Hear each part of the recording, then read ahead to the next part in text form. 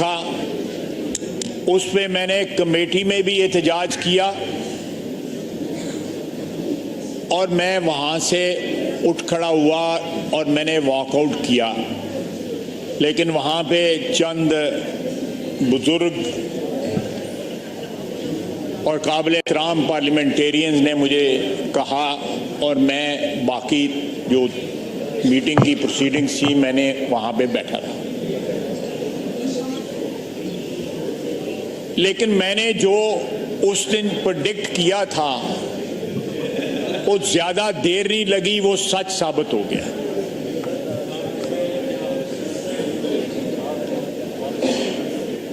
ये जो आज ट्वीट आया है ये उस तमाम माहौल को विशिएट करता है जो माहौल जनाब स्पीकर, जनाब डिप्टी स्पीकर आपने और स्पीकर साहब ने जो है उस माहौल को डेवलप करने की कोशिश की और उसमें सब ने हिस्सा डाला। सरकारी पार्टी ने भी हिस्सा डाला, लेकिन उस तरह का रिस्पांस जो है नहीं मिला और पीटीआई के रैंक एंड फाइल की जो डेस्परेशन है वो इंतहा को पहुंच गई और ये ट्वीट जो आज आया है ये उसका सबसे बड़ा सबूत है।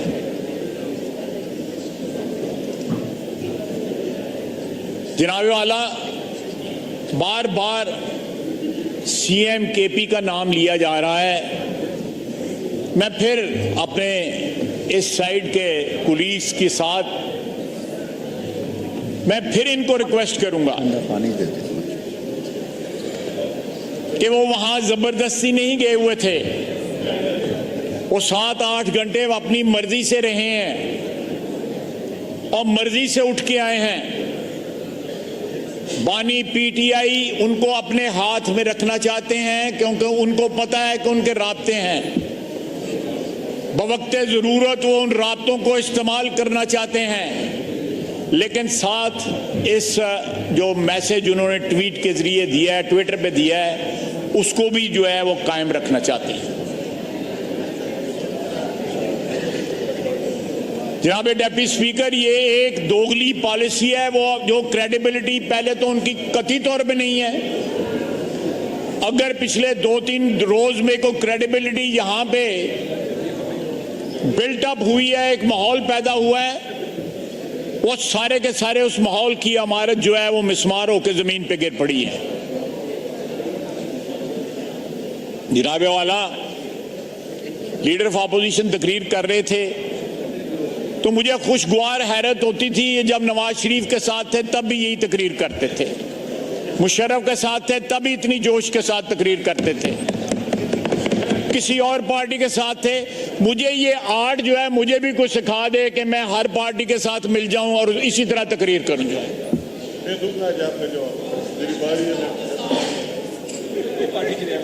जनाबे वाला,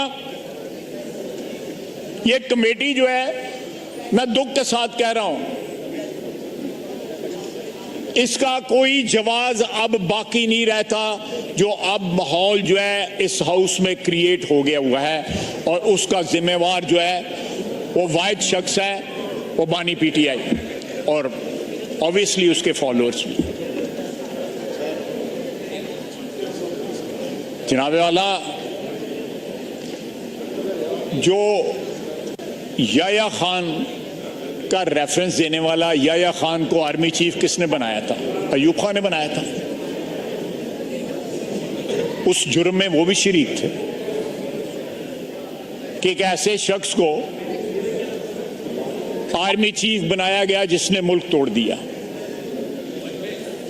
अगर उसकी मिसाल दी जाती है तो फिर उसकी मिसाल जो है वो जो है सादिक आती है। अयूब खान फील्ड मार्शल तो मैं नहीं कहूंगा, फील्ड मार्शल तो खुद बने थे, कमांडर इन चीफ जो थे उस वक्त आर्मी के, उन पे भी सादिक आती है। अल्लाह के फजल से ये मुल्क डिसइंटेग्रेट नहीं होगा, लेकिन इमरान खान जो खैबर पख्तूनख्वा में जो चीज, जिस आग को जलाने की कोशिश कर रहा है या उसको भड़का रहा है, वो जरूर बीज बोए जा रहे हैं कि एक जो है ऑप्शन इन लोगों के पास रहे कि कल जो है केपी में जाके खुदा न खासा ये अलहदगी की तहरीक न चलाएं। और सारी जबान जो है उस दिन जलसे में जो बोली गई वो सारी की सारी एक अलहदगी पसंदों की जबान थी। अगर आप तारीख के झरोकों में जरा झांकें तो जिन लोगों ने भी इस मुल्क के हिस्से बखरे करने की बात की वो भी इतनी तल्ख जबान नहीं इस्तेमाल करते थे। आपने एक साथ वाले सूबे पंजाब के ऊपर जिसमें अल्लाह के फजल से सारी कौमियतें बसती हैं, पंजाब ने अल्लाह के फजल से सारी कौमियतों को वेलकम किया है। यहां पे अल्लाह के फजल से कोई गैर महफूज नहीं है। इसी तरह सिंध है, कराची है, खैबर पख्तूनख्वा है, बलूचिस्तान में वाकयात होते हैं, लेकिन आप कोई सूबा जो है ये नहीं कहता कि हम लश्कर लेके जो है आप पे अब हमलावर होंगे। आपने जो मीडिया वाली बात जो थी उसमें अपोलोजाइज कर लिया क्योंकि मीडिया की आपको जरूरत है। ये जो साहिबान ख्वातीन और हज़रात जो बैठे हुए प्रेस गैलरी, इनकी आपको जरूरत है कि आपका नैरेटिव चाहे जितना भी ज्यादा एंटी पाकिस्तान हो उसको किसी ना किसी तरह जो है आगे बढ़ावा मिल सके। इसलिए आपने बाकी जो उस दिन चीफ मिनिस्टर केपी ने जो कुछ कहा, किसी बात पे पशेमानी या पछतावा या उसको बैक ट्रैक नहीं किया गया। वो पाकिस्तान की वहादत के खिलाफ था। जनाब वाला, ये हमने जब पीटीआई हुक्मरानी कर रही थी तो मौजूदा आर्मी चीफ उस वक्त DGISI रहे, उनको हटाया गया। बिलावल भुट्टो साहब ने सही कहा कि उन्होंने विसल ब्लो गई कि जनाबे वाला आपकी वजीर आजम साहब आपके घर में आपकी क्या कहते हैं सरपरस्ती में करप्शन हो रही है। करप्शन के सबूत दिए और बाद में वो करप्शन जो है सामने भी आई कि क्या क्या गुल खुलाते रहे। अगर कोई करप्शन के सबूत दे तो उसके ऊपर इल्जाम लगाते हैं। आपने यहां पे हम राइट ये रिजर्व करते हैं कि उस रात को जिस रात इन्होंने असेंबली जो है डिसॉल्व की उसके खिलाफ सुप्रीम कोर्ट का फैसला आया, हम ये राइट रिजर्व करते हैं कि हम उसके ऊपर जो है जुडिशरी को के सामने जाएं, ये मामला वहां पे एजिटेट करें कि उस दिन आइन तोड़ा गया था, आर्टिकल 6 की जो है खिलाफ वर्जी हुई थी। इससे बड़ा कोई सबूत नहीं है कि आइन तोड़ा गया और हमारे आइन तोड़ने की जो बुनियाद थी, जो हमारा जो एजिटेट जो हमने किया, सुप्रीम कोर्ट ने उसके ऊपर मोहर सख्त की।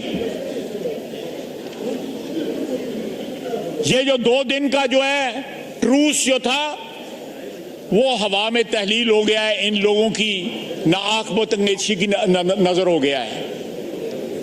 मैंने जो परसों कहा उस मीटिंग के अंदर दुरुस्त कहा कि वो कमेटी जो है किसी की ग्रीवियंस कमेटी नहीं है, वो इस हाउस की कम से कम इज्जत बहाल करने के लिए, एहतराम बहाल करने के लिए, इसको चलाने के लिए वो कमेटी बनाई गई थी। मेरा वहां पे वॉकआउट जो है वो सच साबित हुआ। आप बताएं, ये जो ट्वीट किया है बानी पीटीआई ने, उसके बाद कोई शक रहता है, लेकिन अभी भी डबल गेम हो रही है। और डबल गेम जो है वो अली अमीन गंडापुर साहब के जरिए हो रही है। मुझे बताएं कि अगर एस्टेब्लिशमेंट के मुतालिक उनके ये ख्यालात हैं तो पिछले 1.5 साल से हमसे बात नहीं करते, बार बार कहते हैं एस्टेब्लिशमेंट जो है उनसे बात करूंगा। किबला उनका जो है वो पिंडी है, GHQ है। सियासी किबला तो ये होना चाहिए, ये हाउस होना चाहिए, ये पार्लियामेंट होनी चाहिए, ये कौमी असेंबली होनी चाहिए। अगर ये बातें जो आज उन्होंने ट्वीट में दर्ज की हैं, लिखी हैं, तो जनाब डिप्टी स्पीकर फिर एस्टैब्लिशमेंट से क्यों बात करना चाहते हैं?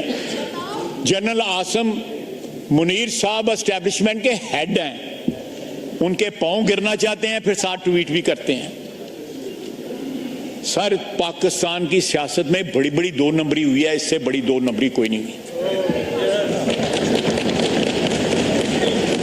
बड़ी बड़ी दो नंबरी हुई है। मैं नहीं कहता कि पाकिस्तान की सियासत पाक साफ थी या पवित्र थी, हम लोगों से बेशुमार गलतियां हुई हैं।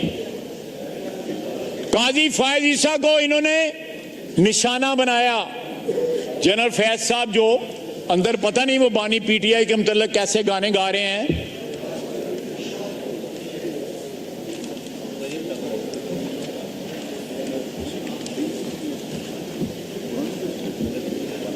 हो सकता है कि वो गाना गा रहे हो कि आजा बालम तेरा इंतजार है, तो इस किस्म का वो गाना अंदर वो गा रहे हैं।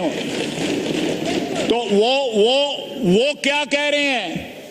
उन्हीं के जरिए जो है धरना दिलवाया गया, उसके बाद फैसला आया एक शख्स को जो है, और उसके बाद अपोलोजाइज किया गया, उनसे माफी मांगी गई। उस वक्त के प्रेसिडेंट ऑफ पाकिस्तान जो है ऑन रिकॉर्ड है, उन्होंने फैज ईसा से माफी मांगी कि उनसे ज्यादती हुई है। ये रेफरेंस फाइल नहीं होना चाहिए था, ये रिकॉर्ड की बातें हैं। ये ज्यादा कोई 100 साल पुरानी बात नहीं है, ये 3 साल पुरानी बात है। जनाब डिप्टी स्पीकर, वो कुछ इज्जत आबरू होती है सियासतदानों की या सियासी वर्करों की, लगाते हैं के ऊपर हर बात पे यू टर्न। बिल्कुल सही कह रही है मेरी बहन। जनाब स्पीकर, 7 गालियां और 7 मुज़ाकरात सिर्फ उनसे। आप देखिएगा ये ज्यादा दिन नहीं लगेंगे, ये 2-3-4 दिन की बात है, फिर वही गाना गाएंगे जो गा रहे हैं पिछले 1.5 साल से कि एस्टैब्लिशमेंट के साथ मुज़ाकरात करने। अगर मैसेज भेजा था, अव्वल तो मैं इस बात को नहीं मानता, अगर एस्टैब्लिशमेंट ने जलसा मुलतवी करने का मैसेज भेजा था तो ऐनी ताबेदारी 5 मिनट नहीं लगे, जेलां खुल गई, जलसे मुलतवी हो गए।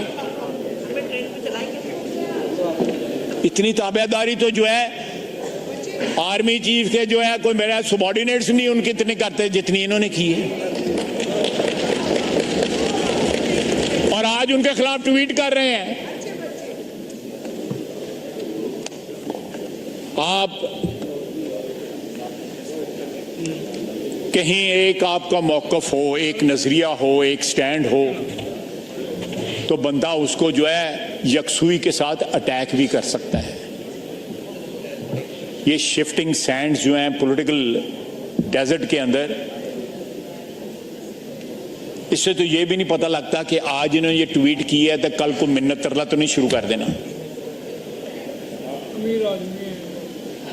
ये वेरीफाई करवाएं, इन्हीं के फायदे की बात है कि उन्होंने ट्वीट किया है या उनके बिहाफ पे किसी ने ट्वीट किया है। मैं फिर कहूंगा कि बानी पीटीआई ने अली अमीन गंडापुर की बातों पे माजरत की है, सिर्फ उनसे माजरत की है, मीडिया वालों से। उनको इस बात का अंदर भी एहसास है कि मीडिया कितना लीथल हो सकता है। जनाब वाला, ये जिस रास्ते पे चल निकले हैं, मेरे नहीं ख्याल कि उसमें कोई वापसी का रास्ता जो है वो बाकी रह गया है।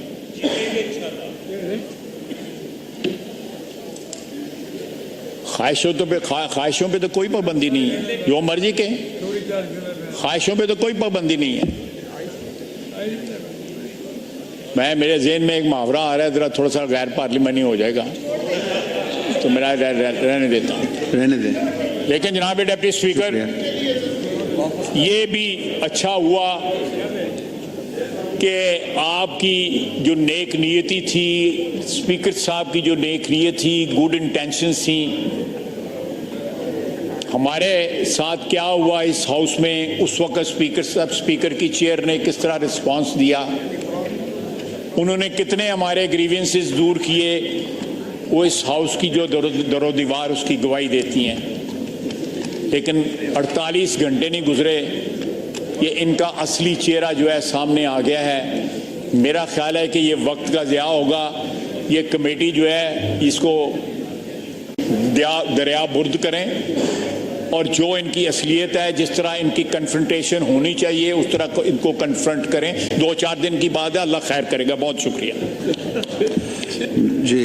राजा अशरफ परवेज साहब, इसके बाद फिर जनाब अवैस हैदर जखड़ साहब। जी, राजा परवेज साहब का माइक खोलें। आप दे रहे आपको मौका मिलेगा, आपको मौका मिलेगा। ये लिस्ट दी हुई है आपके चीफ विप ने। जी राजा साहब। शुक्रिया जनाब स्पीकर। जनाब स्पीकर, बहुत सारी वजूहात की वजह से मैं आजकल बहुत कम फ्लोर लेता हूं और मेरी हमेशा ये ख्वाहिश रही है कि ये हाउस जो है इसका तकद्दुस, इसकी इज्जत और तौकीर जो है वो हो, और इसकी इज्जत और तौकीर उसी वक्त होगी जब यहाँ पर बैठा हुआ हर शख्स, हर ऑनरेबल मेंबर जो है वो न सिर्फ इस बात को समझे बल्कि दिल से ये तस्लीम करे कि ये पाकिस्तान का सबसे बड़ा हाउस है, पाकिस्तान का सबसे बड़ा इदारा है, it's mother of all institutions, और इसमें हम जो भी बात करें वो बड़ी जिम्मेदारी के साथ करें। खाली नंबर टांकने के लिए, खाली जवाब करने के लिए, या किसी का चेहरा नोचने के लिए, या इसका माहौल ख़राब करने के लिए अगर कोई बात करता है, किसी तरफ से भी करता है, तो मैं समझता हूँ वो किसी तौर पर भी जायज़ नहीं है और ये वतीरा अभी हमें बदलना होगा। जनाब स्पीकर, आज मेरी जमात के चेयरमैन ने जो बातें की उस पर जिस तरह का reaction leader of the opposition की तरफ से आया, उसकी तवक्को मैं हरगिज़ नहीं कर रहा था। अब तो हम शायद हम सब कोई ऐसा लगता है जैसे कोई फोड़े बन गए, इतने दुखी हैं सारे, इतने फोड़े बने हुए हैं, इतने मैं समझता हूं कि हम लोग इतनी हमारे में अभी बर्दाश्त ही नहीं है कि कम से कम तरीके से, सलीके से समझे तो सही कि बात क्या है और फिर उस बात का जवाब दिया जाए। मैं किसी की जात की बात नहीं करूंगा, मैं लीडर ऑफ द अपोजिशन की इज्जत करता हूं। जो भी लीडर ऑफ द अपोजिशन इस हाउस में है वो काबिल एहतराम है, इतना ही काबिल एहतराम है जितना leader of the house. Chairman साहब ने ये कहा, चेयरमैन बिलावल भुट्टो जरदारी साहब ने, और मैं खुद ये चीज नोट कर रहा था कि पिछले 3-4 दिनों से जो यहाँ पर सेशन हो रहे, जिस तरह की बातें हो रही, हम शायद किसी बेहतरी की तरफ जा रहे हैं। कम से कम मैं ये समझ रहा था कि बहुत ये खुशाइंद बात कि जब आपने, जिस तरह ख्वाजा आसिफ साहब ने कहा कि जब कमेटी की बात हुई, माहौल को बेहतर करने की बात हुई, पार्लियामान के अंदर जो अगर कोई आया, किसी ने यहाँ से लोगों को गिरफ्तार किया, सब ने क्रॉस दी लाइन जो है उसको कंडेम किया, उसके बारे में अपने तासुफ और तहफ़्फ़ुज़ात का इजहार किया। तो मैं ये समझ रहा था कि हालात शायद बेहतरी की तरफ जा रहे, और चेयरमैन साहब ने आकर सिर्फ आपसे ये सवाल किया कि जबकि माहौल बेहतर हो रहा था, उस माहौल में ये जो ट्वीट आया है, जो बयान आया है, इसकी तहकीक होनी चाहिए कि क्या आपके बानी चेयरमैन ने, पार्टी के बानी ने ये बयान दिया है या नहीं है। अगर ये बयान नहीं दिया उन्होंने, और अगर ये कोई बयान आया है तो ये कोई साजिश हो सकती। तो आपने तो ये बात बतानी थी ना कि क्या ये ट्वीट जो उन्होंने दिया इतना लंबा चौड़ा, जिसको पढ़कर मेरे जैसा भी ये शख्स समझने पर मजबूर हो गया है कि ये ट्वीट किसी ऐसे शख्स ने किया है जो इस मुल्क में अमन नहीं चाहता, जो इस मुल्क में जमहूरियत नहीं चाहता, जो इस मुल्क में पार्लियामान की बालादस्ती नहीं चाहता, जो इस मुल्क में तबाही चाहता है, जो इस मुल्क में बर्बादी चाहता है। मेरे जैसा शख्स भी इस उम्र में आकर ये कन्विंस होता है कि ये ट्वीट कौन कर सकता है? क्या कोई मुहिब्बे वतन ये ट्वीट कर सकता है? क्या कोई मुहिब्बे वतन जो है वो अपने इदारों की तस्दीक कर सकता है? क्या अपने इदारों को इस तरीके से कंट्रोवर्शियल बना सकता है? आपका अगर आर्मी चीफ कंट्रोवर्शियल है, आपका चीफ जस्टिस कंट्रोवर्शियल है, तो क्या मुल्क है फिर? ये किस तरह मुल्क चलेगा? ये फिर किस तरीके से हम अपनी हिफाजत करेंगे, अपने मुल्क की सालमियत की हिफाजत करेंगे? खुदा का खौफ करो आप लोग, पहले सियासत सीखो। ठीक है, पार्टी के साथ वफादारी भी होती है, कायद के साथ भी वफादारी होती है, लेकिन सबसे बढ़कर मुल्क के साथ वफादारी होती है। लीडर ऑफ दी अपोजिशन ने कहा है कि उनके नाना जान और चेयरमैन के नाना जान, मैं दोनों नाना जान को जानता हूं और उसकी होश है मुझे। अगर आप मुझसे पूछते हैं तो मैं आपको बताना चाहता हूं कि आपके नाना जान ने इस मुल्क में आमरीत की, दादा जान, आपके दादा जान ने इस मुल्क में आमरीत, जमहूरियत को तबाह बर्बाद किया, और चेयरमैन के नाना जान ने आपको वोट का हक दिया, आपको आइन दिया, आप जिस हाउस में बैठे हैं उसकी वजह से। आपके दादा जान को पाकिस्तान के अवाम ने इक़्तिदार से अलग कर दिया, और वो शख्स जो इनका नाना था वो उसने फांसी का फंदा कबूल किया चूम कर, और जमहूरियत के लिए, आज़ादी के लिए, पार्लियामेंट और आइन के लिए उसने किसी के सामने सर नहीं झुकाया। आज जो कुछ भी है, आज अगर इस हाउस के पास कुछ इख्तियारात हैं जो जनरल मुशर्रफ ने छीन लिए थे, तो वो इख्तियारात चेयरमैन बिलावल भुट्टो के वालिद गिरामी आसफ अली जरदारी की वजह से। मैंने आपकी 2-3 नस्लों के साथ सियासत की, मुझे इल्म है कि यहां क्या क्या होता रहा है, लेकिन खुदा के लिए आप भी समझ जाओ, आप जिस डगर पर चल रहे हैं वो खतरनाक है। चेयरमैन ने आपको यही बताया है कि जिस तरफ आपका रुख है, जिस सड़क पर आप जाना चाहते हैं, वो तबाही और बर्बादी है। उसमें आपको कुछ नहीं मिलेगा, बल्कि आप मुजरम होंगे इस मुल्क के, इस जमहूरियत के और इस पार्लियामान के। क्या आपको इतनी सारी बात समझ नहीं आती? क्या आप इतनी सारी बात समझने की अकल नहीं रखते? अब मैं नहीं कह रहा कि आप क्या करते रहे और आपके साथ क्या हो रहा है। आपका यही चेयरमैन कहता था कि फलां को मैं मूंछों से पकड़कर जेल में डाल दूंगा। आपका यही चेयरमैन कहता था कि कल तुम चलो, परसों ये भी जाएगा और मैं डालूंगा। वो ये नहीं कहता था कि नायब से डलवाऊंगा। यार खुदा का खौफ करो, इस मुल्क को तुम लोगों ने क्या बना दिया है, इसके माहौल को तुमने पूरा गंदा कर दिया है, इस सियासत को तुमने काला कर दिया। अब कहां जाएगा पाकिस्तान? इसलिए मैं कहता हूं कि पाकिस्तान के 25 करोड़ लोगों को अब मैं समझता हूं मुस्तैद होकर खड़ा होना पड़ेगा।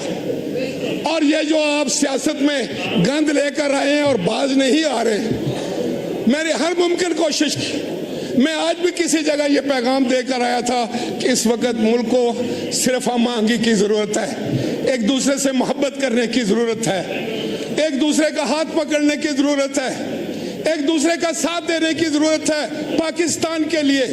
लेकिन आप तो नफरतें बेचने वाले लोग हैं, आप तो नफरतें फैलाने वाले लोग हैं, आप तो जानबूझकर अगर अच्छा माहौल हो तो उसको खराब करने वाले लोग।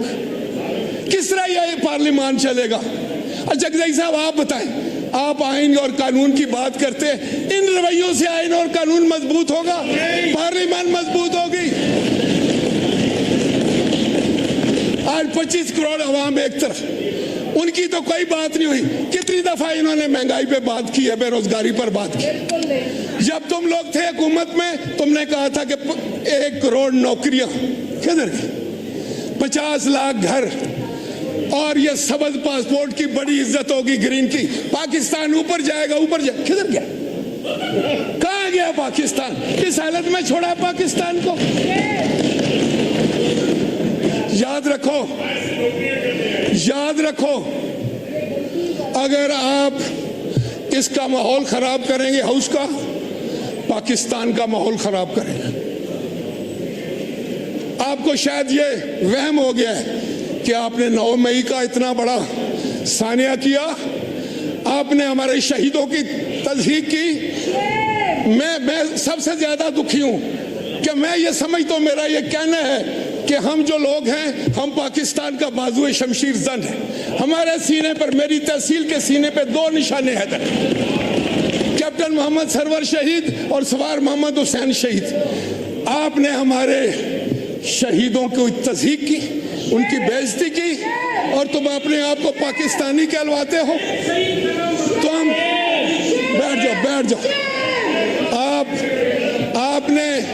आपने जाकर जीओच के ऊपर हमला किया, आपने हिंदुस्तान को खुश किया, आपने जहाजों को आग लगाई, आप कोर कमांडर के घर पर हमला हुए। याद रखें, पाकिस्तान के 25 करोड़ लोग, सुने मेरी बात, पाकिस्तान के 25 करोड़ लोग अपनी अफवाज पाकिस्तान के पीछे चट्टान की तरह खड़े। हम खड़े, हम अपने आर्मी चीफ की तज़हीक नहीं करने देंगे, हम अपने चीफ जस्टिस की तज़हीक नहीं करने देंगे। यह कैसे हो सकता है कि आप आर्मी चीफ की तज़हीक करें, उसको कंट्रोवर्शियल कर दें, आप चीफ जस्टिस को कंट्रोवर्शियल कर दें, तो सारा निज़ाम ही तबाह करना चाहते हैं। इससे बढ़कर पाकिस्तान के खिलाफ कौन सा साजिश हो? किसकी बोली बोलते हो तुम लोग? आज आपको जवाब देना पड़ेगा, हम पूछेंगे। और चेयरमैन ने आपको यह कहा था कि क्या यह ट्वीट आपके चेयरमैन ने किया है? आप उठ के बताओ कि किया है या नहीं। बस यह सवाल है मेरा। जनाब स्पीकर, ट्वीट का अगर ये जवाब भी नहीं देते, 9 मई का भी जवाब नहीं देते, करप्शन का भी जवाब नहीं देते, अदालतों का भी जवाब नहीं देते, पार्लियामान के अंदर भी जवाब नहीं देते, तो क्या ये समझते हैं कि इस तरीके से हर चीज को ये बुलडोज करके चले जाएंगे? इनकी जिम्मेदारी है, इन्होंने माहौल खराब किया है जो आज सुबह तक ठीक था। उस कमेटी से बेहतर काम लिया जा सकता था, कंसेंसस बन सकता था, लेकिन तुम लोग कंसेंसस के दुश्मन हो, तुम लोग पाकिस्तान के दुश्मन हो, तुम लोग हमारे अमन के दुश्मन हो, तुम लोग पाकिस्तान के अवाम के मफादात के दुश्मन हो, तुम लोग जमहूरियत के दुश्मन हो, तुम पार्लियामान के दुश्मन हो, और तुम आइन के दुश्मन हो। शुक्रिया।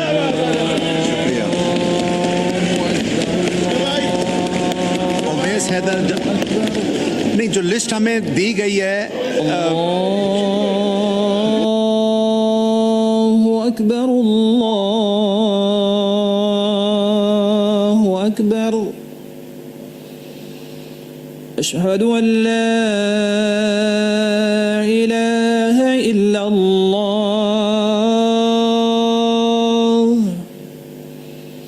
अशहदु अल्ला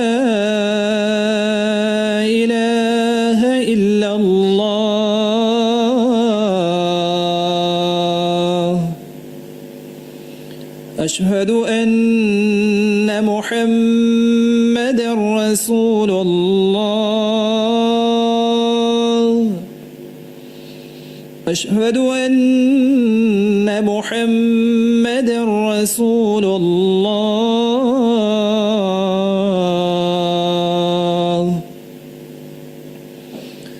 حي على الصلاة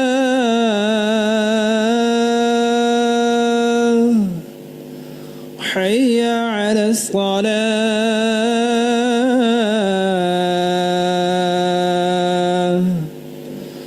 حي على الفلاح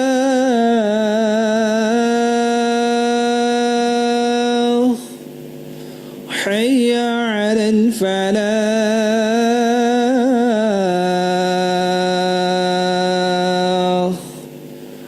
الله أكبر الله أكبر لا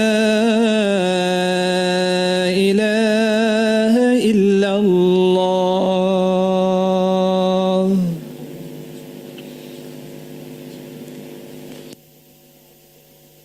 जी ऑनरेबल मेंबरान से गुजारिश है कि आपके चीफ विप ने जो नाम दिए हुए हैं, मेरी कल के दिन भी ख्वाहिश थी कि ऑपोजिशन के कुछ लोग बोल सकें और वो रह गए, तो आज जो नाम मिले हैं मेरी कोशिश है कि उनके नाम हो जाएं. अगर ये सीक्वेंस तोड़ेंगे तो फिर कुछ नाम शायद रह जाएं. आई हैव नो बैरिस्टर साहब जी बोले फिर कुछ बैरिस्टर गौहर साहब, थैंक यू.